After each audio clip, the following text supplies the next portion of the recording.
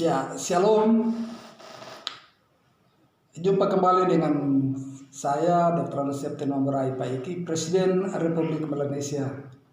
Pada hari ini, Selasa, tanggal 7 Juli 2020. Dalam video klip kali ini, saya akan mencoba untuk memberikan tanggapan atas pertanyaan netizen dan terutama dari saudara Nosen Kaviar. Pertanyaannya begini. Tujuan kita orang Papua minta merdeka itu untuk menjadi negara kesatuan atau federal? Saya ulangi lagi pertanyaannya. Tujuan kita orang Papua minta merdeka itu untuk menjadi negara kesatuan atau federal?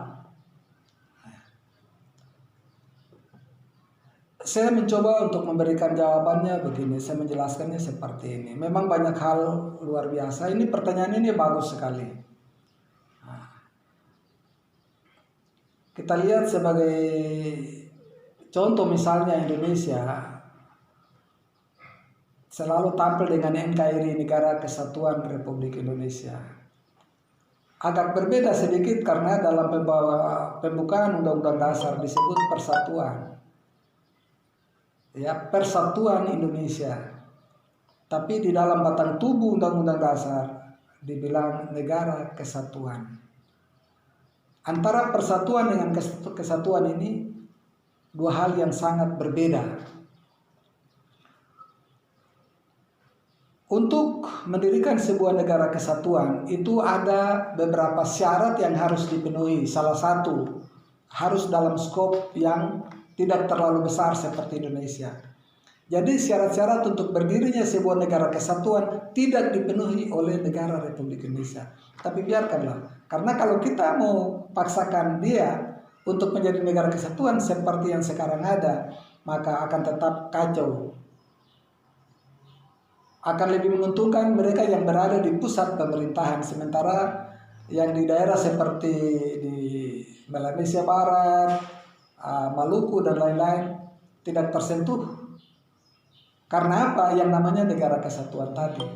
Tapi kalau dibilang negara persatuan, jadi Indonesia ini cocoknya itu menjadi negara persatuan bangsa-bangsa, begitu, negara persatuan bangsa. Nah, itu baru bisa. Arahnya ke negara RIS atau negara federal. Artinya bahwa semua provinsi harus merdeka tersendiri, menjadi negara bagian sama seperti Amerika. Itu baru bisa cocok untuk Indonesia. Tapi ini negara kepulauan dipaksakan menjadi negara kesatuan, akan tetap kacau. Sampai kapanpun tidak bisa. Karena memang tadi saya bilang salah satu syarat sebagai berdirinya untuk membentuk negara kesatuan itu tidak dipenuhi, satu pun tidak dipenuhi. Saya tidak buka syarat-syarat itu dari sekarang ini, tidak. Itu menjadi konsumtif pribadi. Tapi saya hanya mau bilang bahwa satu syarat untuk dipenuhi oleh negara Republik Indonesia menjadi satu negara kesatuan itu tidak ada. Begitu. Dipaksakan. Tapi biarkan itu mereka punya, ya, bukan kita. Untuk kaitannya dengan kita, hanya satu daerah saja di seluruh wilayah Malaysia Barat ini yang memenuhi syarat menjadi negara kesatuan. Tapi itu saya tidak buka juga. Saya tidak buka kepada Anda sekalian. Mungkin di dalam tingkatan yang berbeda, tapi saya tidak buka secara frontal di dalam video klip ini. Yang jelas, untuk seluruh wilayah Malaysia Barat atau Papua dan Papua Barat, hanya satu daerah saja yang memenuhi syarat sebagai negara kesatuan. Sedangkan yang lain semua tidak. Contohnya Anda bisa lihat seperti di Eropa. Eropa itu satu daratan.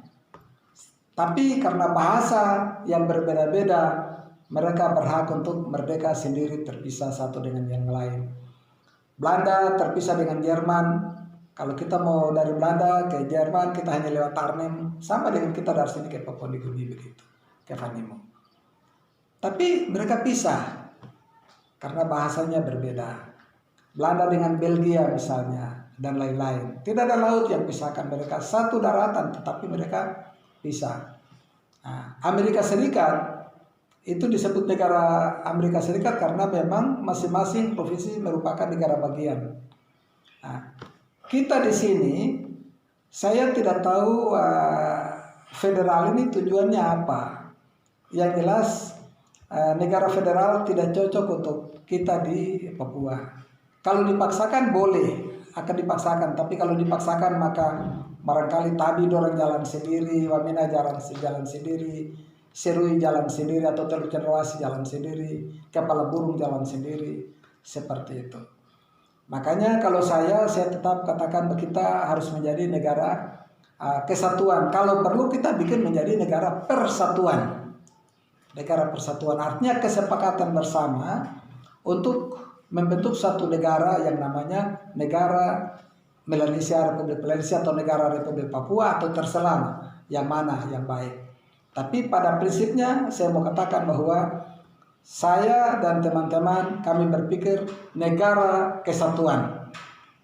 Kalau khusus untuk 14 Desember secara khusus telah diproklamasikan dengan negara berbentuk republik pada tanggal 14 Desember 1988. Berbeda dengan proklamasi yang lain. Ya, kalau 1 Desember itu tidak ada proklamasi tapi manifesto. Manifesto ini suatu pernyataan, tapi sampai sekarang tetap orang Papua terus beralih ke sana. Tapi kita tinggal sibuk ke masa lampau, tapi kita tidak mau lihat bagaimana kita harus melepaskan diri dari sejarah yang sudah terlanjur mengikat kita seperti ini. Jadi kalau saya pribadi, ya saya secara pribadi, saya cenderung kepada negara kesatuan, bukan negara federal. Negara federal ini konotasinya macam-macam. Kita ini mau jadi bagian dari mana?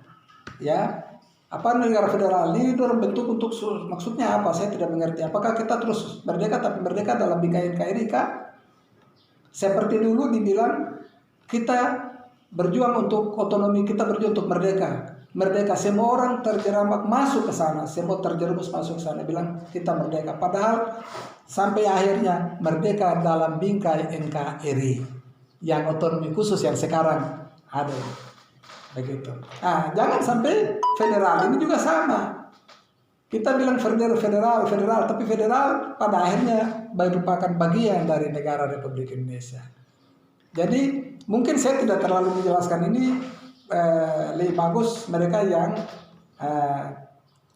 berjalan dengan NRFPB, Negara Republik Federasi Papua Barat. Nah, itu Tuan Forkorus Yabu Sebut, Edison Maromi, mereka itu yang karena jalan di konsep itu, mungkin pertanyaan ini lebih cocok tanya kepada mereka. Nah, tapi saya katakan bahwa saya berjuang bukan menjadi bagian dari Republik Indonesia satu bagian, tidak.